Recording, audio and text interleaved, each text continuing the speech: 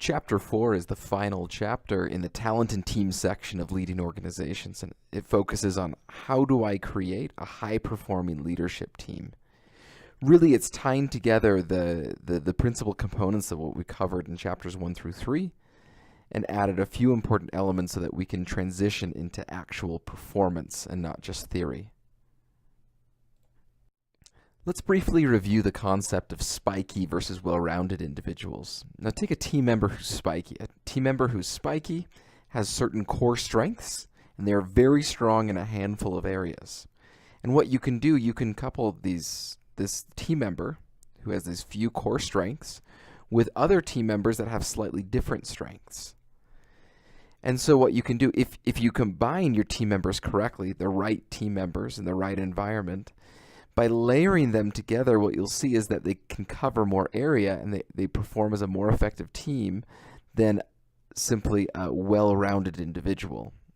A bunch of well-rounded individuals cannot accomplish what a bunch of spiky individuals can accomplish if they're appropriately integrated and that they're synergistically stacking their talent together. And so this ties into this core concept that if we can combine talent, the spikiness, with teamwork, then we can achieve success. Now, some might question, how much does a high-performing leadership team, or the senior leadership team at all, actually affect the outcome of a company? And the answer to that is yes. The senior leadership team does affect the outcome dramatically. And one of my favorite examples of this is Microsoft, that in 2013, when Steve Ballmer announced his retirement from Microsoft as the CEO, the price of Microsoft stock, or its value as a company, it went up by about $18 billion, $15 to $18 billion on that announcement. Microsoft hadn't even announced who would be replacing Steve Ballmer, just that it would be changing. Now, does that mean that Steve Ballmer is incompetent and awful? No. It actually means that Microsoft really needed to pivot to a new strategy, and they needed a new leader in order to make that pivot to a new strategy. And Satya Nadella was chosen and was able to pull that off splendidly. Amazingly, Microsoft's value as a company has gone up by hundreds of billions of dollars since 2013. Another example of this is in the private equity industry, when private equity companies are deciding whether to invest in a company or not, and they're on the fence. Well, one thing that I've heard over and over from private equity managers is this 2 of 3 concept, that a company, like, should we invest in a company or not? Well, 1, is it an attractive industry? 2, is that company well positioned within that industry? And 3, is the senior leadership team of that company effective? And one thing that you'll hear with private equity managers is, at minimum, you need 2 of those 3 things. But one of those 3 always has to be the senior leadership team. You have to have a competent team to drive those improvements and increase that value. And so it's become ever more important. And one of the reasons why is for a reason that we've discussed previously, and that's globalization and winner-take-all markets. Take the example of Apple iPhones. So Apple, with the smartphone market, they capture about 80% of the profits worldwide. Samsung has a little bit, and Huawei probably has a little bit more profit, very, very small share. But Apple is capturing basically all of the profit in this market. It's basically a winner-take-all market, and second place doesn't get that much. Third gets virtually nothing. And so it matters, and it's very difficult. The senior leadership team, they have to set the right direction. They have to establish a decisions process that actually works. They need to manage conflict among driven and opinionated people, and they need to be able to create a culture that puts the company first over their business unit, those sub-interests, and put the company's value first. And honestly, many companies, or probably most, just don't pull it off. This is very, very difficult, and those who do succeed fantastically because of this increasing incidence of winner-take-all markets. So how do we create these high-performing leadership teams? Well, the authors begin with the AIR framework, AIR.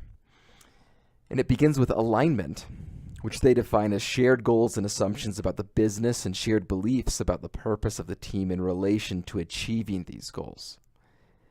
Fundamentally, if we share the same goal and the same end destination, at that point, all we need to figure out is how to get there. And that already gets us so much closer to achieving that end outcome. It's so much easier to work in any relationship or organization or whatever it may be if we share that same goal, that same end destination. We don't need to compromise because we already agree. And this leads to interaction. So to build on the point earlier with spiky individuals, it's not enough just to have spiky members of your team. They need to interact in such a way so that each one can leverage their strengths so that we can achieve this success. Finally is renewal. And they define this as an environment where calculated risks can be taken, outside ideas listened to and learned from, and where achieving the outcome is deeply meaningful. The work being done matters. In other frameworks, this is sometimes referred to or characterized as intensity. Yes, we agree and we're aligned, but how much do we want it? What is that intensity level? Now, if we're willing to sacrifice for it, if we're willing to take calculated risks to achieve those goals that we're aligned on, then that's what we'd call renewal, or sometimes characterized as intensity. Now that we have the AIR framework in mind, now what? Well, first, we need to focus the senior leadership team on doing the work that only it can do. Now, the majority of CEOs' direct reports, they don't feel that the team is focused on what's really going to make the most impact, what's the most important. They're not focusing on the most important topics. And so first, it's the agenda. What is the agenda that the senior leadership team is focusing on? Well, it needs to be focusing on what other areas of the organization can't really do. So the senior leadership team needs to be effective at setting the strategy, at creating the culture, at doing large-scale resource allocation, like mergers and acquisitions. It needs to develop senior leadership so that there's going to be a succession plan. Now, it's not just enough to set the right agenda, but it needs to be, of course, done right. And the book walks through many different examples. They're quite good. I won't rehash them here. But some of them are the discussion format versus presentation. Do we just sit around and watch one person get up and just roll through PowerPoint slides? Or are we having an active discussion, an informed discussion about the actual needs of the company? What are the company needs compared to the business unit? Is each person on the team just looking to deliver awesome results to make themselves look good, or are they trying to get the company to succeed?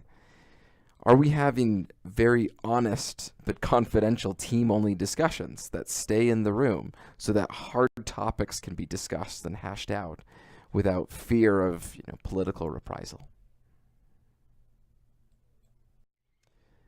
Now, the second item from the chapter that I'll briefly touch on here is on team selection. Now, this is one of my favorite despair.com demotivational posters on meetings. None of us is as dumb as all of us. And I'm sure at some point in your career, and if this hasn't happened, it will, I promise you, is that you'll be in a meeting or some committee with 20 to 30 people, and you're supposed to be getting something done, and nothing's happening. People get disengaged. You actually have these little subgroups or these cliques that have formed, and you're going off on irrelevant tangents. And this is because of the nature of group dynamics, that when we get beyond 9 or 10 people, that's just what happens. However, if we have too few people, say just 2 or 3, we might not have all the information at the table or all the most important relevant information, and we might not have that diversity of opinion we need in order to make the best decisions. Now, some people, when they hear this, they say, well, I have 15 direct reports and I want to hold a meeting.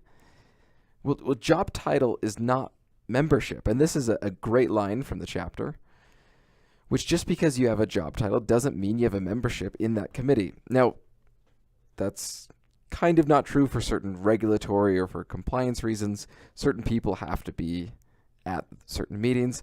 But outside of that legal commitment, Job title is not membership. You don't have to have all of your direct reports at that meeting.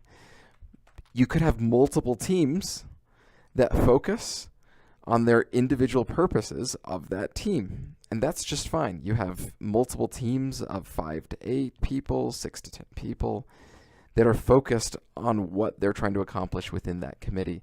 There's no need to meet in a larger group to try and make decisions. Let's summarize the key points of Chapter 4 then. First, high-performing leadership teams are critical to success. This isn't just nice to have if you have it. It's becoming ever more essential. Second, we have these spiky, talented individuals, but we need to effectively coordinate them. And this is actually really, really, really hard to do. But when it's done, the results are incredible.